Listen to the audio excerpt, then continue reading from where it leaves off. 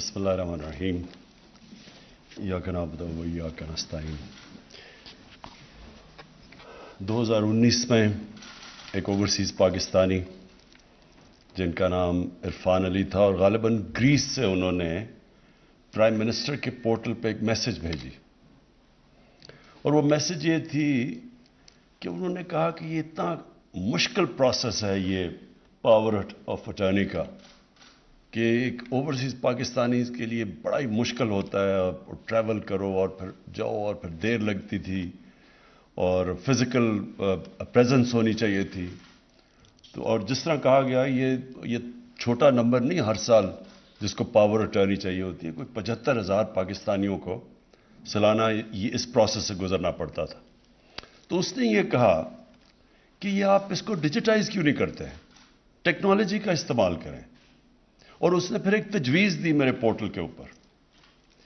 اس کے بعد یہ پروسیس شروع ہوا اور اس کے بعد پھر جتنا نادرا کو بھی ایکٹ بھی چینج کیا گیا اور آج ہم ادھر پہنچ گئے ہیں کہ ہم انہی پاکستانیوں کے لیے جو محنت کش پاکستانی جن کے اوپر ہمارا ملک چل رہا ہے آج، ان کی جو ریمیٹنسز ہیں تقریباً $30 ارب ریمیٹنسز بھیجتے ہیں ہر سال وہ، اور جو ہم ایکسپورٹ سے وہ جو گیپ پورا نہیں کر سکتے ان کے پیسے کی وجہ سے آج ہم پاکستان ادھر کھڑا ہے۔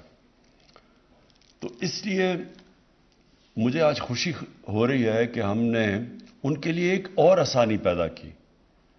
اس سے پہلے بھی ہم نے کوشش کی تھی سکسیشن سرٹیفکیٹ، وہ بھی ایک بڑا لمبا پروسیس تھا، اس کے لیے بھی ہم نے ٹیکنالوجی کا استعمال کیا اور آج وہ جو پروسیس بڑا ہی مشکل تھا اس کو اب ایک ان کے لیے ادھر آسانی پیدا ہوئی اور یہ دوسرا سٹیپ ہے کہ ان کی زندگی میں آسانی ہو۔ میرا انٹریکشن اوورسیز پاکستانی سے سب سے زیادہ کرکٹ کے دنوں میں جب ہم کرکٹ کھیلنے جاتے تھے تو وہ اوورسیز پاکستانی ایک ایسے ہوتے ہیں جو زیادہ تر مجبوری میں ملک سے نکلتے ہیں، نوکریاں نہیں ملتی، میرٹ کا سسٹم نہیں ہوتا، تو وہ اپرچونٹیز کے لیے باہر جاتے ہیں۔ اور زیادہ تر جو میرا ایکسپیرینس رہا اوورسیز پاکستانیز میں وہ ادھر جا کے زیادہ پاکستان کی قدر ہوتی ہے، وہ چاہتے ہیں کہ ہمارا ملک بھی اچھا ہو۔ وہ کرکٹ میچ ہوتا ہے تو سارے جا کے پاکستانی ٹیم کے ساتھ کھڑے ہوتے ہیں، اور ورلڈ کپ ہوتا ہے تو سارا اوورسیز پاکستانیز دعا کر رہا ہوتا ہے پاکستان کے لیے، اس لیے کہ وہ ان کو اور زیادہ قدر ہو جاتی ہے اپنے ملک کی، اور میں ان کو بڑے پیٹریوٹک پاکستانیز ہمیشہ سمجھتا ہوں۔ اور وہ جب بھی کوئی پاکستان میں مشکل آتی ہے، سیلاب کے دنوں میں یا جو زلزلہ آیا تب، یہ شوکت خانم کے لیے ہمیشہ وہ دل کھول کے پیسہ دیتے ہیں اور چاہتے ہیں کہ ہمارا ملک آگے بڑھے۔ تو ان کی خاص اہمیت ہے میرے دل میں، اور یہ وہ لوگ ہیں جو کہ ہمارا سب سے بڑا اثاثہ ہے۔ اگر ہم صحیح معنی میں ہمیشہ پالیٹکس میں آنے سے پہلے بھی یہ سوچا تھا کہ اگر ہم صحیح معنی میں اس اثاثے کو ٹیپ کر لیں تو ہمیں کوئی کسی IMF یا کسی کی قرضوں کی ضرورت نہیں ہے، لیکن بدقسمتی سے ہم نے کبھی ان کو اثاثہ نہیں سمجھا اور ہم نے بجائے ان کی زندگی آسان کرنے میں ان کی زندگی میں مزید مشکلات پیدا کی۔ ہم نے ان کی جو انویسٹمنٹ، کیونکہ وہ بزنسز جب بھی وہ کرنے کی کوشش کرتے ہیں پاکستان میں ان کو زیادہ تر نقصان ہوتا ہے، کیونکہ وہاں ہمارا جو سسٹم بدقسمتی سے اس میں اتنی کرپشن آ چکی ہے اور وہ اس سسٹم کے عادی ہو چکے ہیں جدھر کرپشن نہیں ہے، تو وہ جب یہاں آ کے کام کرتے ہیں ان کے لیے بڑا مشکل ہوتا ہے یہاں کام کرنا۔ اور وہ زیادہ تر جو میں میڈیم والوں کی بات کر رہا ہوں وہ کوشش کر کے وہ بیچاری بزنس فیل ہو کے واپس چلے جاتے ہیں، لیکن ترستے ہیں پاکستان میں آنے کے لیے۔ تو اور پھر وہ جو سب سے سیف انویسٹمنٹ ہوتی ہے وہ پلاٹ لے لیتے ہیں اور ان کی بدقسمتی کے پلاٹس پہ بھی قبضے ہو جاتے ہیں۔ تو اس لیے ہم اتنے بڑا اپنا جو اس ملک کا اثاثہ ہے وہ اس کا پاکستان کو پوری طرح فائدہ ہی نہیں ہو سکتا۔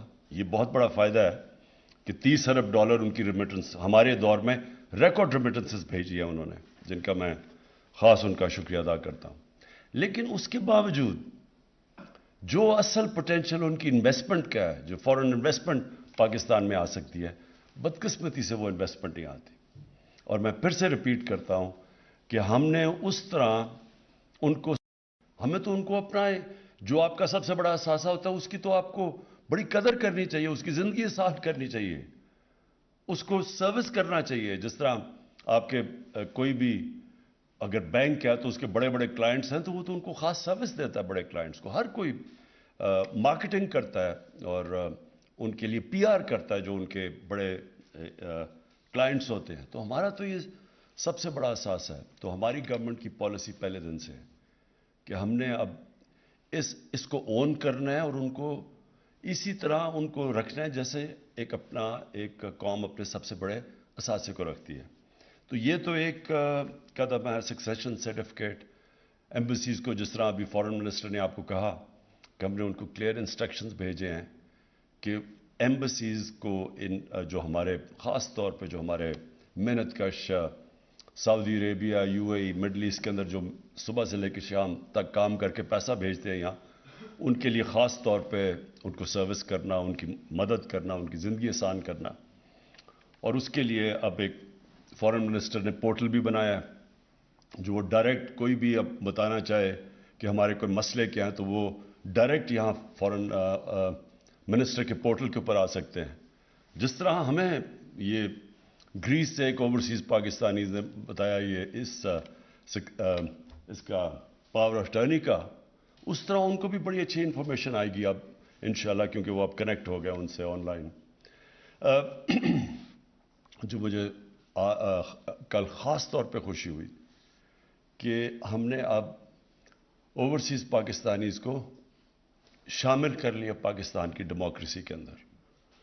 اب ان کو جو ووٹنگ رائٹس ملے ہیں، میں آپ کو بتاتا ہوں اس کا فائدہ کیا ہے.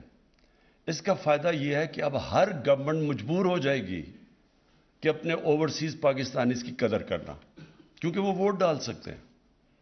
جب وہ ووٹ ڈالیں گے تو وہ تو اس گورنمنٹ کو ووٹ دیں گے جو ان کی زندگیاں بہتر کرے گی، آسان کرے گی. اور تو یہ اس سے بڑا فائدہ ہوگا کہ ووٹ کا سب سے بڑا فائدہ یہ ہوتا ہے کہ ایک جمہوریت کے اندر ایک انسان اپنی ووٹ کے ذریعے حکومت کے اوپر چیک رکھ سکتا ہے.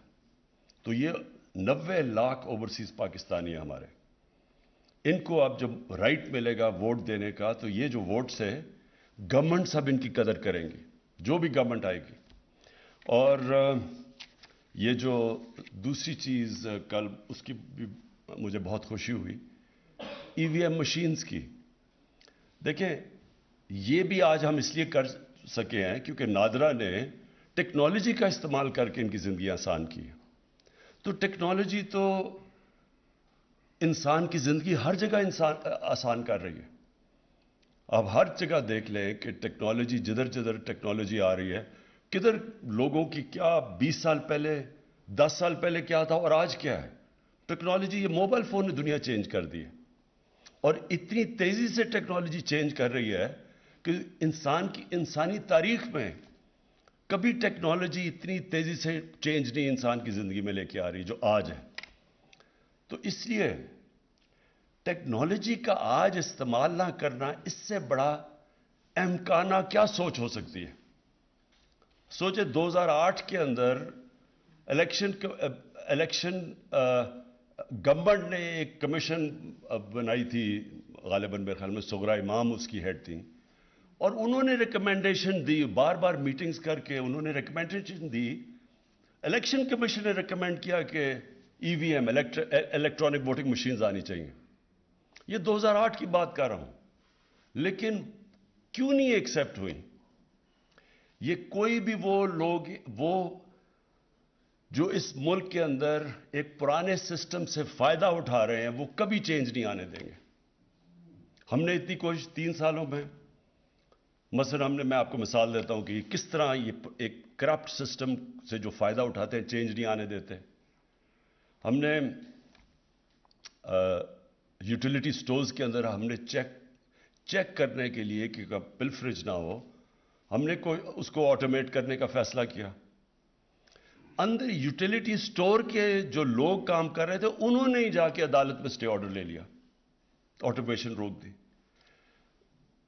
ایف بی آر کتنی دیر سے کوشش کر رہی ہے آٹومیشن کی, وہ کوئی نہ کوئی وجہ سے وہ ہونا نہیں. اندر سے لوگ, ایف بی آر کے اندر سے لوگ آٹومیشن نہیں آنے دیتے, کیونکہ یہ جو سسٹم بنا ہوا ہے اس میں سے بدقسمتی سے پیسہ آتا ہے. اسٹیٹ گورنمنٹ کے پاس پیسہ نہیں آتا, لیکن جو ٹیکس کلیکٹ کرنے والے ہوتے ہیں ان میں سے کئی بڑا پیسہ بناتے ہیں. ٹریک اینڈ ٹریس سسٹم, بڑی بڑی کمپنیز, بڑے بڑے ایسے سیمنٹ ہوا یا جدھر اربوں اربوں روپے کی سیلز ہوتی ہیں, شوگر, سگریٹ, یہ کتنے 15 سال سے کوشش ہو رہی ہے کہ ٹریک اینڈ ٹریس سسٹم آئے تاکہ وہ جو چیز بیچتے ہیں, مثلا اگر 100 یونٹس بیچ رہے ہیں تو وہ صرف 70 یونٹ ڈکلیئر کرتے ہیں, 30 آف بکس بیچ دیتے ہیں. تو ٹریک اینڈ ٹریس سسٹم سے یہ ختم ہو جانا تھا. یہ اب جا کے ہماری 3 سال کی کوششوں سے انشاءاللہ اگلے ہفتے پہلی دفعہ پاکستان کی تاریخ میں ہم ٹریک اینڈ ٹریس سسٹم لے کے آ رہے ہیں, جس کو کئی سالوں سے سیبوٹاج کیا گیا.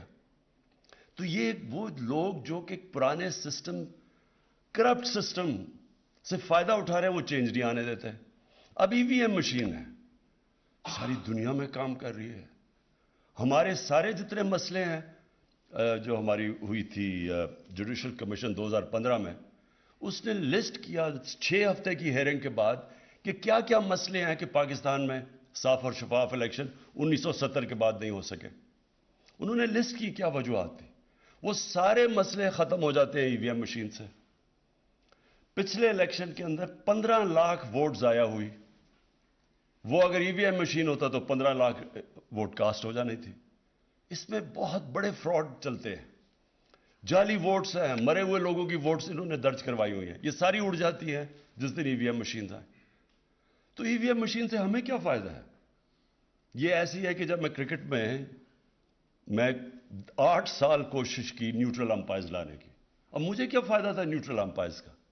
اور پاکستان وہ ملک ہے جو دنیا 200 سالہ کرکٹ کی تاریخ میں جو نیوٹرل امپائر لے کے آئے تھے. ہم نے سینٹ الیکشن میں کہا کہ اوپن بیلٹ ہونی چاہیے, کیونکہ سب کو پتا ہے کہ سینٹ کے اندر پیسہ چلتا ہے, ووٹ خریدی جاتی ہے کیونکہ سیکرٹ بیلٹ ہے, خفیہ بیلٹ کے اندر پیسہ چل جاتا ہے, سب کو پتا ہے. 30 سال سے پیسہ چل رہا ہے. ہم گورنمنٹ میں بیٹھ کے ہم نے کہا کہ اوپن بیلٹ ہونی چاہیے, پتہ چلے کہ کس نے کس کو ووٹ دی ہے. یہ دونوں جماعتوں نے اس کے خلاف کھڑے ہو گئے. یعنی اس میں مجھے کیا فائدہ, ہماری پارٹی کو کیا فائدہ کہ اگر لوگوں کو پتہ چل جائے کس نے کس کو ووٹ دی ہے. تو یہ سارے وہ لوگ ہیں جو کرپٹ سسٹم کو بچا رہے ہیں. اور یہ ساری جنگ پاکستان میں یہ ہے کہ ایک طرف ایک کرپٹ سٹیٹس کو بیٹھا ہوا ہے جو ایک کرپٹ سسٹم کو بچا رہا ہے, اور دوسری طرف ایک ملک کو آگے بڑھانے کی کوشش ہو رہی ہے نئی ٹیکنالوجی کا استعمال, ریفارمز کر کے, اصلاحات کر کے. اور یہ اس وقت یہ جو سارا اسمبلی میں کل ڈرامہ ہوا تھا وہ اس چیز کا تھا. کیوں روک رہے ہیں آپ اوورسیز پاکستانیز کو ووٹ ڈالنے میں. ان کی پیسہ تو آپ لے لیتے ہیں لیکن وہ ووٹ نہیں دے سکتے. ان کے پیسے پہ ملک چلتا ہے لیکن ووٹ نہیں ہم نے لینے دینا ان کو. ای وی ایم مشین 2008 سے کوشش کر رہے ہیں لیکن یہ بلاک کر رہے ہیں. آج کیونکہ میں اوورسیز پاکستانیز کو ایڈریس کر رہا ہوں اور میں ان کو یہ کہنا چاہتا ہوں کہ ہماری گورنمنٹ ایک تو بہت خوش ہے کہ آپ کو ووٹنگ کا رائٹ ملا, اور اب ہم آئی ووٹنگ کے ذریعے آپ شامل ہوں گے پاکستان میں. پاکستان کی گورنمنٹ سینسٹیو ہوں گی کہ اوورسیز پاکستانیز کی کیا پرابلمز ہیں. اور دوسرا, ان کی ہم نے زندگی آسان کی ہے اور انشاءاللہ ان کی زندگی مزید ان کے لیے ہم اور سہولتیں پیدا کرتے جائیں گے, ان کو یہ بتانے کے لیے کہ پاکستان کی قدر کرتا ہے. شکریہ.